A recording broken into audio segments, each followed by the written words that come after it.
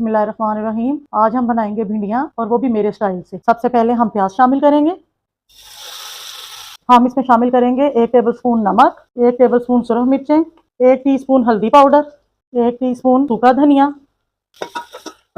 2 tablespoon अदरक लहसुन का पेस्ट, 5 अदद टमाटर बारीक कटे हुए, थोड़ी सी इमली शामिल करेंगे, अनारदाना 1.5 टेबलस्पून।